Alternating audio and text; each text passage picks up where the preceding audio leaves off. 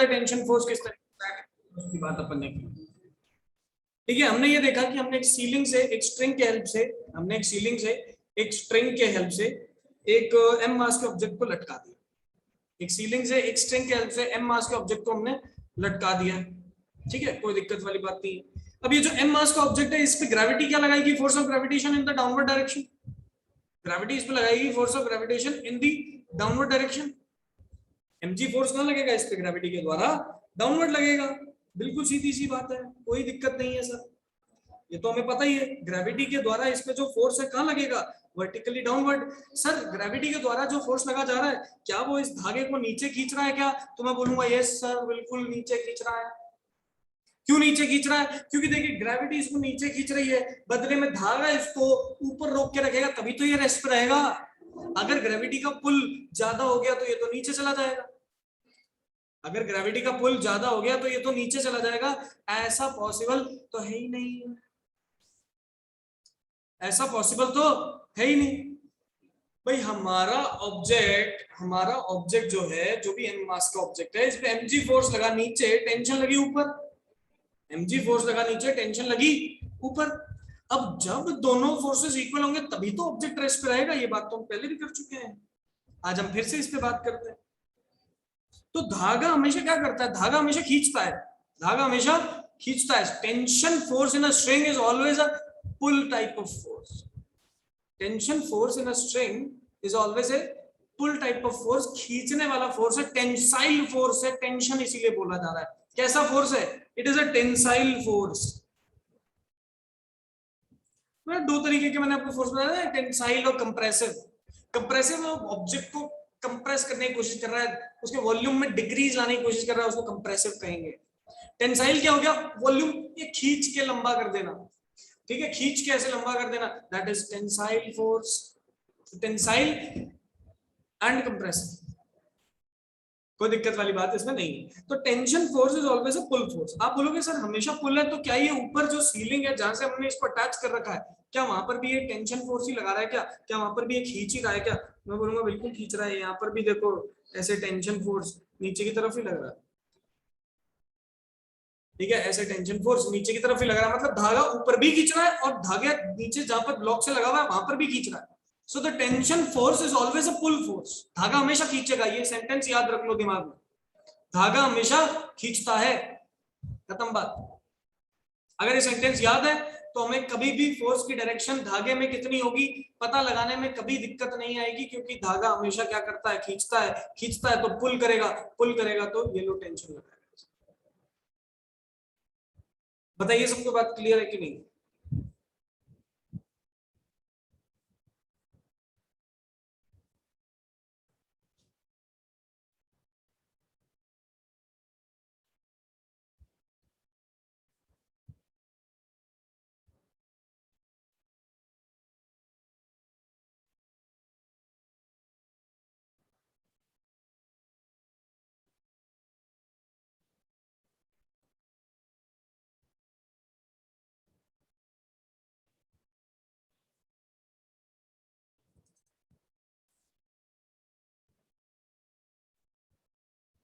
चलिए बहुत बढ़िया। तो धागा हमेशा खींच रहा है, टी बराबर यहाँ पर क्या आ गया? mg। टेंशन कैसे निकाली हमें समझ में आ गई है। अब इस धागे की जो खास बात है वो ये है कि the string is inextensible. The string is inextensible and massless. तो ये बहुत बड़ा असम्पशन है जो कि अपन यहाँ पर लेके चलते हैं। सबसे पहली चीज स्ट्रिंग क्या है? Inextensible. What do you mean by inextensible? Inextensible का मतलब हो गया सर आप इस पे कितना ही फोर्स लगा लो, आप इस पे कितना ही फोर्स लगा लो, इसकी लेंथ में कोई भी चेंज नहीं आएगा। आप इस पे कितना भी फोर्स लगा लो, इसकी लेंथ पे कोई भी चेंज नहीं आएगा। That is known as inextensible. ठीक है, दूसरी चीज सर इनएक्सटेंसिबल है, साथ ही साथ आप एक और चीज कह रहे थे सर ये मासलेस भी है। क्या सर इसका कोई मासलेस नहीं, मास नहीं है? कोई मास नहीं है। ऐसा समझिए कि इसकी लेंथ भी कांस्टेंट है और उसका मास है ही, ताकि हम जो भी एनालिसिस कर रहे हो वो सिर्फ उन्हीं ऑब्जेक्ट्स पे हो जो कि हम जिस पर एनालिसिस करना चाहते हैं।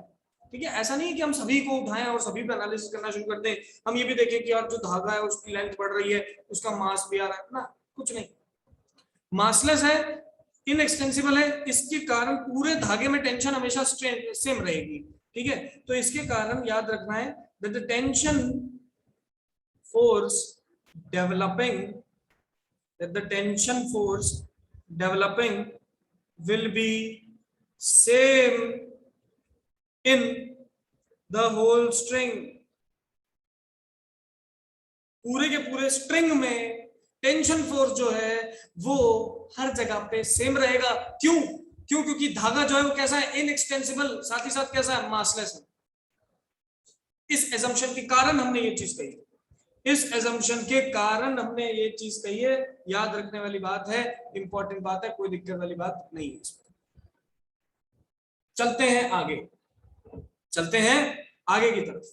टेंशन फोर्स हमें समझ में आया, हमें ये समझ में आया। अब यहाँ पर हम देखेंगे पुलिस, ठीक है। हम काफी बार इस चैप्टर में पुलिस को यूज करने वाले हैं, तो मैं उसी को भी यहीं पे समझाने वाला हूँ। मैं लिखता हूँ पुली। पुली क्या होता है? पुली होता है एक गोल सी डिस्क जिसके ऊपर धागा लपेटा हुआ है। एक गोल सी डिस्क जिसके ऊपर धागा लपेटा होता है। धागे को एक तरफ से खींचोगे तो पुली क्या करता है, फोर्स का ट्रांसफर कर देता है। पुली जो है फोर्स की डायरेक्शन को बदलने के काम आता है। कैसे फोर्स की डायरेक्शन बदलने का काम आता है उसकी बात अपन करते हैं। पहले देखिए, ये ऐसे और ये ऐसे और ये ऐसे, चलिए बहुत बढ़िया है। ये हमने लगाया पुली, ये लगा दिया पुली को ऐसे। अब देखो कुएं पे क्या होता है, कुएं के एक तरफ धागे को ऐसे पकड़ लिया जाता है, दूसरी तरफ कुएं के क्या डाल दिया जाता है, दूसरी तरफ कुएं में हमने किसको अटैच कर दिया, एक बाल्टी को अटैच कर दिया। आप सभी लोग जानते हैं भली भांति, सही है। अब आप क्या करोगे, एक तरफ से फोर्स लगाओगे इस स्ट्रिंग पे, ठीक है। तो बेसिकली हम ये देखना चाह रहे हैं कि पुली का फंक्शन क्या है। आपने एक तरफ से स्ट्रिंग पे फोर्स लगाया, फोर्स लगाया तो ये स्ट्रिंग कहाँ आने लगी, इस तरफ आने लगी। देखिए डायरेक्शन क्या है, towards this direction, towards this, ऐसे नीचे की तरफ, ऐसे नीचे की तरफ, सही है। तो टुवर्ड्स नीचे की तरफ आ रहा है। लेकिन मुझे इस स्ट्रिंग के अंदर, इस स्ट्रिंग की हेल्प से, इस पुली की हेल्प से मुझे फोर्स की डायरेक्शन को बदलना है। मुझे इस स्ट्रिंग की हेल्प से इस फोर्स की डायरेक्शन को बदलना है। तो मैंने क्या कर दिया, बीच रास्ते में पुली लगा दिया। अब पुली क्या करेगा, फोर्स की डायरेक्शन को बदल देगा। अब देखो मैंने तो फोर्स स्लैंट लगाया था, इंक्लाइंड लगाया था, किसी थीटा डिग्री के एंगल पे लगाया था, लेकिन उस फोर्स की मदद से जो इफेक्ट आ रहा है वो वर्टिकली अपवर्ड आ रहा है। Now you can see that the pulley is helping us to change the direction of force. बेटा बताओ क्या ये बात सबको समझ में आई कि नहीं आई, यस और नो? पुली का काम क्या है, पुली का काम है डायरेक्शन ऑफ फोर्स को बदल देना। फोर्स उतना ही है, हम जानते हैं धागा कैसा है, इनएक्सटेंसिबल, हम जानते हैं धागा कैसा है, मासलेस। तो पूरे के पूरे धागे के अंदर क्या रहने वाला है, पूरे के पूरे धागे के अंदर जो टेंशन है वो तो बराबर रहने वाली है, ये हम बच्चा बच्चा जानता है। लेकिन टेंशन बराबर रहने वाली है, क्या उसकी डायरेक्शन सेम रहेगी क्या? नहीं, अगर हम पुली लगा देंगे डायरेक्शन बदल जाएगी। ठीक है, डायरेक्शन बदल कैसे गई, ये यहां पर दिख रहा है आपको, ठीक है। तो डायरेक्शन बदल गई। Pulley is a device which is used,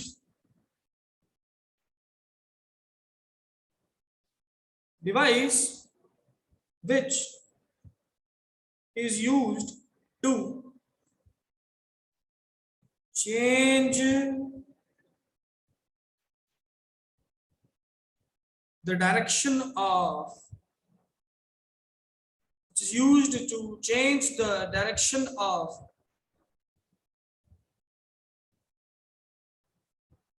which is used to change the direction of force in a string, ठीक है।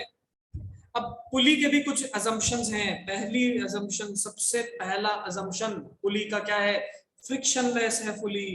पुली अपने ऊपर जब स्लाइड करवाता है अपने धागे को, तो उस धागे पे पुली की मदद से कोई भी रेजिस्टेंस ऑफर नहीं होता। पुली कोई भी रेजिस्टेंस ऑफर नहीं करता। कैसा रहता है, फ्रिक्शनलेस रहता है। दूसरा पुली कैसा है, मासलेस है। कैसा है, मासलेस है। अब आप बोलोगे सर मासलेस क्यों मान रहे हो पुली को, पुली का तो कुछ ना कुछ वॉल्यूम होता है, एकदम ऐसे गोल सा डिजाइन होता है, आप लोगों सभी ने देखा है। मैं बोलूंगा देखो मासलेस मानने का एक रीजन, हालांकि वो रीजन आप रोटेशन में पढ़ते हो, यहाँ पर पढ़ते भी नहीं हो, लेकिन उसका रीजन मैं आपको ये बता देता हूँ। आपने मान लो पुली का मास मान लिया, तो पुली भी क्या करेगा, रोटेट करने लगेगा। पुली भी क्या करने लगेगा, रोटेट करने लगेगा। अब जब पुली खुद रोटेट करने लगता है तो उसका कुछ ना कुछ मोमेंट ऑफ इनर्शिया रहता है। पुली जब खुद रोटेट करने लगता है तो उसका कुछ ना कुछ इनर्शिया रहता है।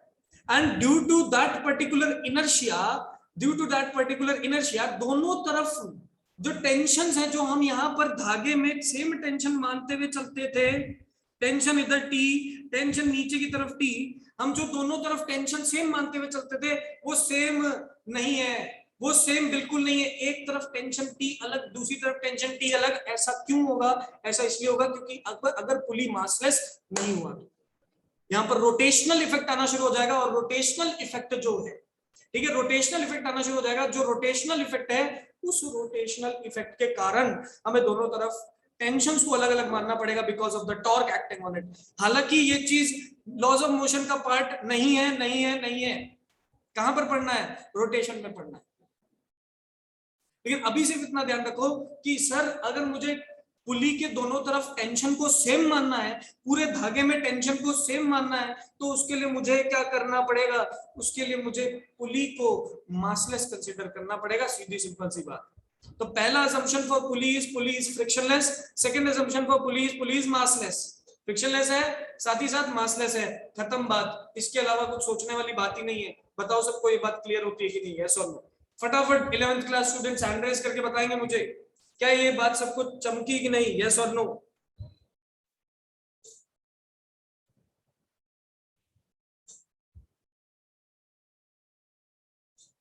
Very good, very good, very good, बहुत बढ़िया, बहुत ही बेहतरीन, वेरी गुड। देखिए सिंपल सीधी सी बात है, आपका जो पुली है उस पुली के दोनों तरफ कुछ ना कुछ टेंशन लगेगा, और ये जो टेंशन है अगर ये सेम मान लिया जाए तो पुली का रोटेशनल इफेक्ट हटा दिया जा सकता है। तो रोटेशनल इफेक्ट को हटाने के लिए हमने ये मासलेस अज्यूम किया है इसको, ठीक है। This is the very important reason behind it. Moving on, pulley की बात हो गई। अब चलते हैं कुछ सवाल के बारे में बात करते हैं। कुछ सवालों से भी पहले ना मैं एक बेसिक से कॉन्सेप्ट को आपको इंट्रोड्यूस करवाना चाहता हूं, which is the concept of balanced and unbalanced force. हालांकि सब लोग जानते हैं बैलेंस्ड एंड अनबैलेंस्ड फोर्स क्या होता है, लेकिन फिर भी we will talk about that. So balanced and unbalanced forces। देखिए बेटा एक बात आपको बताता हूं, बैलेंस फोर्स और अनबैलेंस फोर्स नाम की कोई फोर्स नहीं होती। ये कोई फोर्स नहीं है। ऐसा नहीं है कि जैसे ग्रेविटेशन फोर्स होता था सर, जैसे मैग्नेटिक फोर्स होता था सर, वैसे ही एक बैलेंस भी होगा एक अनबैलेंस। ऐसा नहीं होता। This is not possible, this is not possible, ऐसा नहीं है, ठीक है, ऐसा बिल्कुल नहीं है। तो सर कैसा है? बैलेंस फोर्स और अनबैलेंस फोर्स ये कंडीशन है। Balance force, unbalance force, these are the two conditions of forces. कैसे देखते हैं अभी थोड़ी देर में।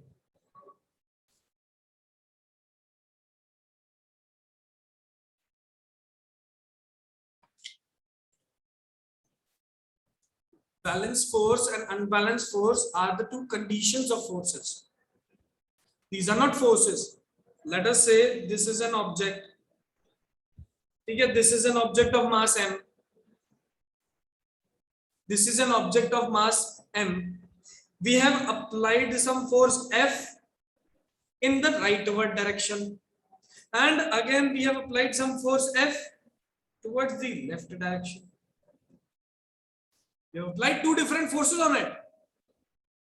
We have applied two different forces on it. One is in the right direction, other one is in the left direction. My question is, what will happen? My question is, what will happen? Yes. बताइए इस object के साथ क्या होगा? Hand raise करके बताओ। ये object initially rest पे था। यस युवराज सिंह। सर दोनों साइड से इक्वल फोर्स लग रही है तो? हाँ जी। तो सर कोई मूवमेंट नहीं होगा? इसका कोई मूवमेंट नहीं होगा, बिल्कुल सही बात है। क्यों नहीं होगा? क्योंकि इस पे हमने दोनों तरफ से इक्वल फोर्सेस लगाए हैं। Due to the application of equal forces from two opposite sides, these equal forces they will cancel each other out. These equal forces they will cancel each other out, और यहाँ पर net effect 0 हो जाएगा। Net effect क्या हो जाएगा, 0 0 0 0, net effect will be 0। कोई दिक्कत वाली बात ही नहीं है सर। आपने यहाँ पर एक तरफ लगाया है फोर्स, एक तरफ लगाया है फोर्स, दोनों एफ फोर्सेस जो है एक दूसरे के ऑपोजिट लगने के कारण they will cancel each other and the net force becomes 0।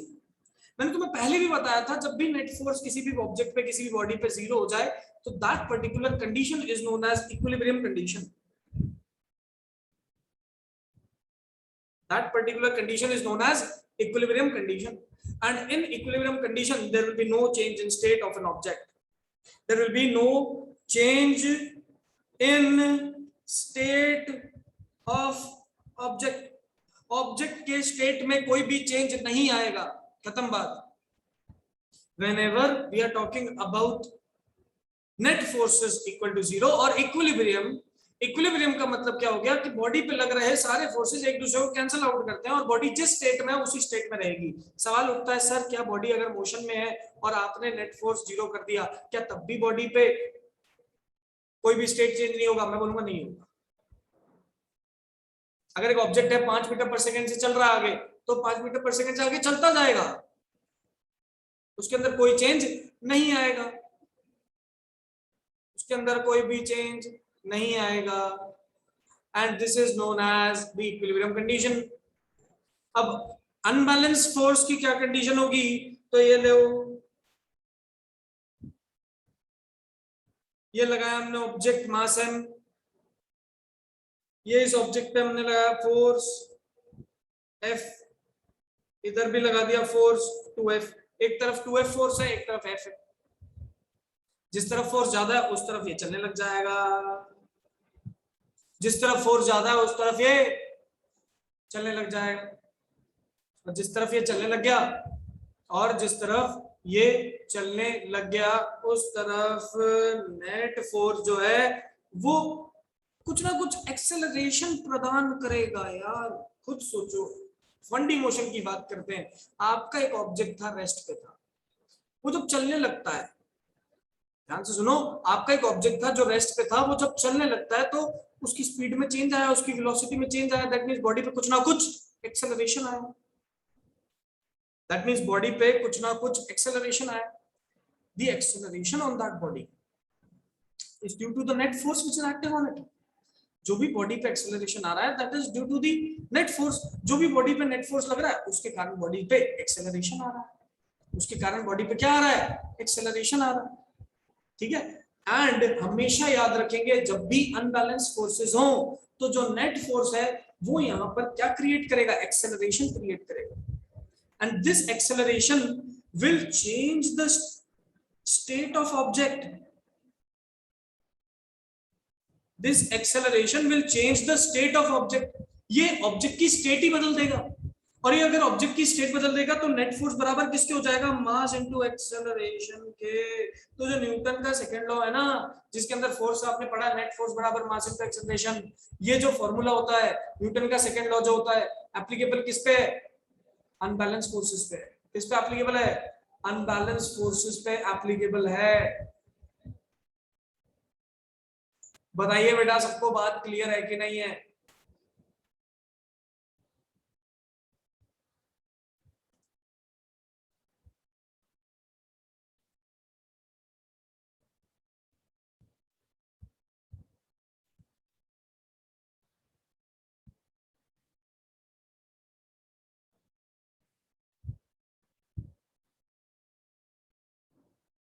बताइए बेटा।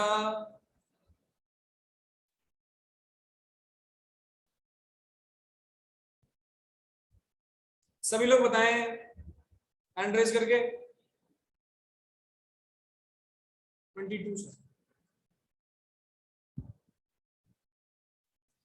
फटाफट, बहुत बढ़िया, बहुत बढ़िया, बहुत बढ़िया, वेरी गुड।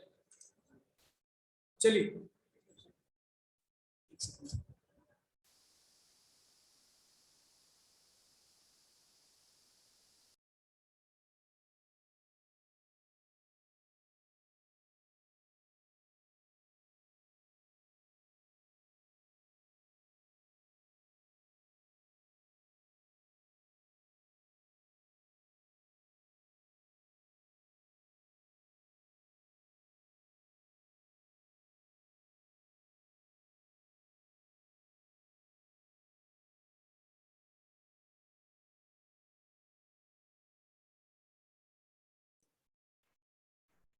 चलिए, तो बेटा बिल्कुल सही बात है, अपन को यहाँ तक समझ में आया कि क्या अपने पास बैलेंस फोर्स की कंडीशन क्या होती है, अनबैलेंस फोर्स की कंडीशन क्या होती है, अपन को समझ में आता है, कोई दिक्कत वाली बात इसमें नहीं। तो अपन आगे चलते हैं, मूव ऑन करते हैं। ये बात तो अपन को समझ में आ गई। एग्जाम में सवाल कैसा आता है ध्यान से समझना, मैं तुमसे एक नॉर्मल रिएक्शन के क्वेश्चन के बारे में डिस्कशन करता हूँ, ठीक है।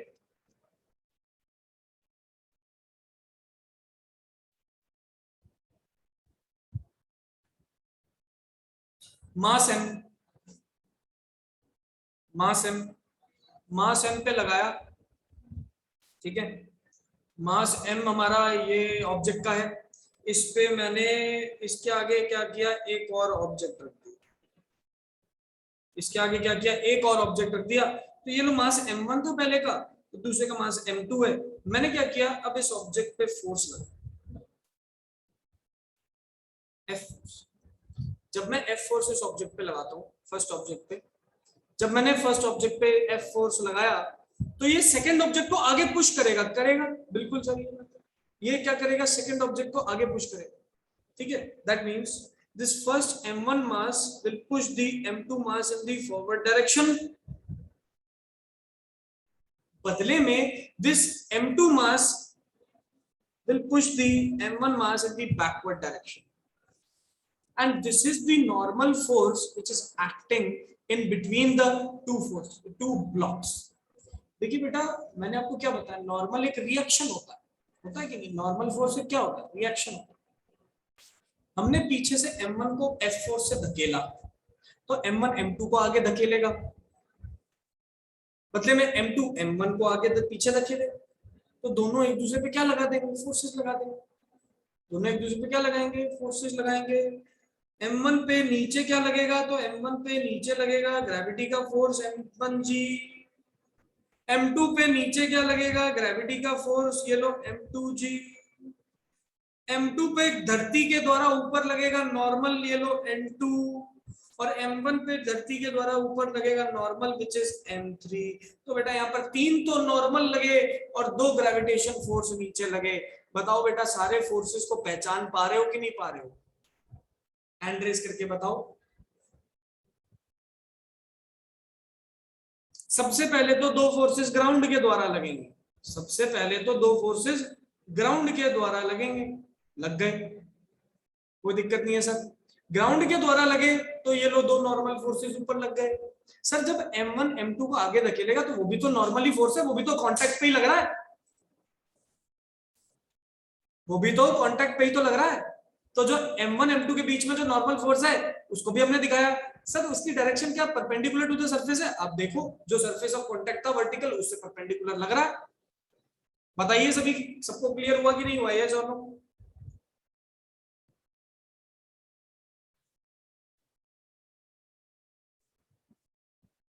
बताओ बेटा, यस, हैंड रेज करके बताएंगे सभी 11th class students.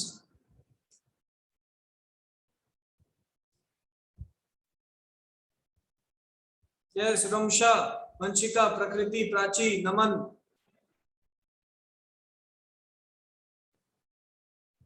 Ayushman, Hrithik, raise your hands बेटा।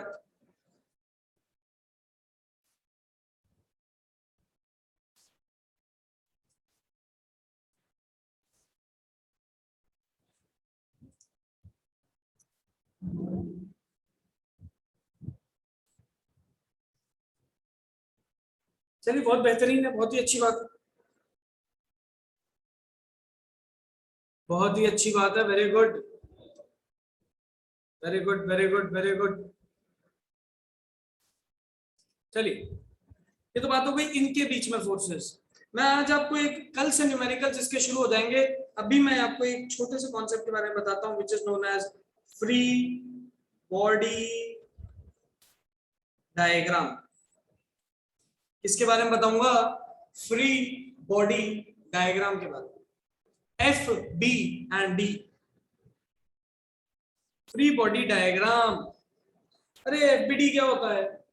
एफबीडी होता है एक ऐसा डायग्राम जो कि मुझे रिप्रेजेंट करके बताए कि यार एक ऑब्जेक्ट पे कितने नंबर ऑफ फोर्सेस लग रहे हैं। अगर मैंने किसी एक ऑब्जेक्ट को अपने सिस्टम से बाहर निकाल लिया, अगर मैंने किसी एक ऑब्जेक्ट को अपने सिस्टम से बाहर निकाल लिया, ठीक है, बाहर निकाल के, ध्यान से सुनो, बाहर निकाल के मैंने सिर्फ और सिर्फ यही दर्शाया कि उस ऑब्जेक्ट पे कितने फोर्सेस एक्ट कर रहे हैं।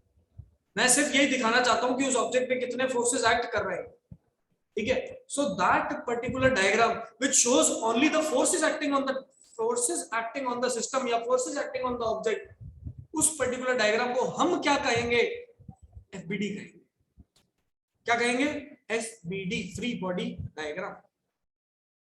अब आप इस M1 मास को ही उठाओ, ठीक है, इस M1 मास को उठाओ, इस M1 मास को मैंने एक डॉट से रिप्रेजेंट कर दिया, ये ठीक है। इस M1 मास को मैं किससे रिप्रेजेंट कर रहा हूं?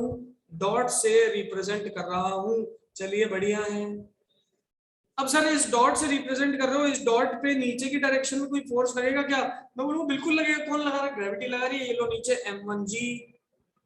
क्या सर इस M1 ऑब्जेक्ट पे कोई और फोर्स है क्या? मैं बोलूंगा बिल्कुल है। ये देखो पीछे की तरफ F फोर्स लग रहा है, ये लो लग रहा है पीछे की तरफ से F फोर्स।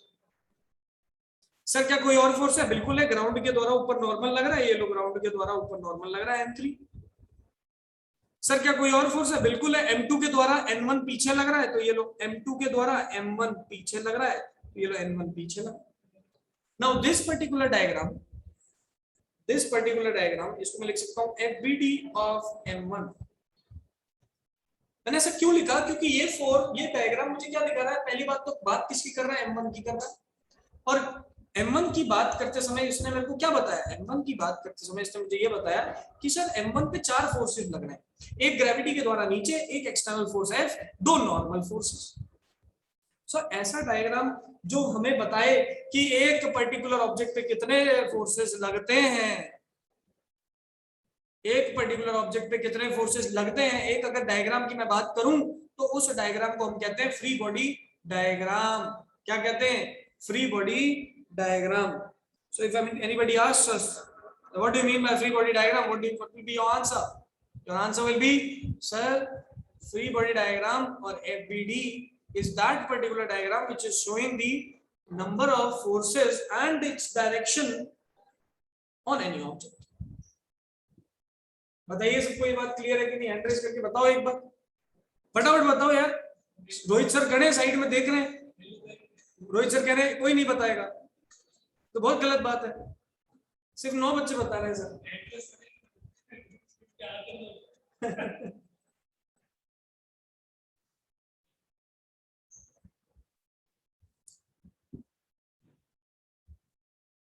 चलिए बहुत बढ़िया,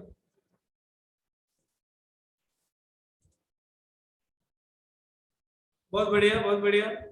तो फ्री बॉडी डायग्राम के बारे में अपन को समझ में आया, अपन ने बनाने की कोशिश की। अब इक्विलिब्रियम कंडीशन के बारे में मैं 3 इक्वेशन बताऊंगा और आज की क्लास खत्म कर दूंगा। मैं यहां पर लिख रहा हूं condition for equilibrium.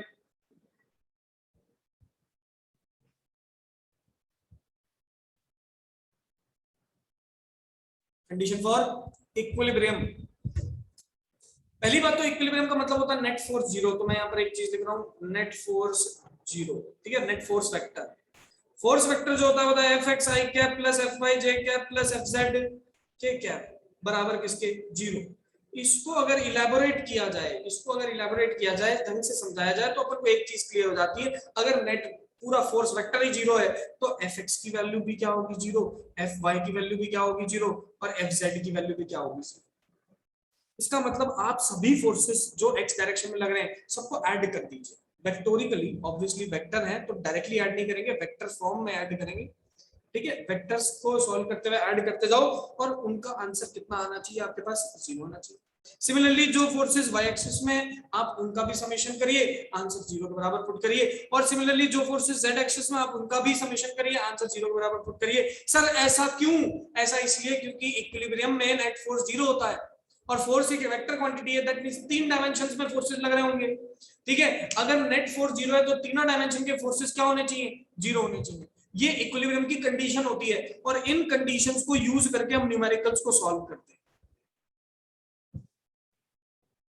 In conditions को यूज करके हम न्यूमेरिकल्स को सॉल्व करते हैं। तो कोई आपसे पूछे कि अगर मुझे न्यूमेरिकल सॉल्व करना है इक्विलिब्रियम का, सर हम fx, fy, fz तीनों डायरेक्शन में फोर्सेस निकालेंगे, नेट फोर्स जीरो कर देंगे। तीनों डायरेक्शन में फोर्सेस निकालेंगे और नेट फोर्स को जीरो कर देंगे। इक्विलिब्रियम के सवाल इस तरीके से सॉल्व किए जाते हैं। सर कभी अगर इक्विलिब्रियम का सवाल ना आए तो हम नेट फोर्स को मास इनटू एक्सेलरेशन के बराबर करेंगे, क्योंकि अगर इक्विलिब्रियम नहीं है दैट मींस ऑब्जेक्ट चलने लग गया, और अगर ऑब्जेक्ट चलने लग गया तो मास इनटू एक्सेलरेशन के बराबर कर दो, खत्म बात। बोलो यार सबको क्लियर हुआ कि नहीं? आज की क्लास में हम करेंगे इतना ही, फटाफट एड्रेस करके बताओ।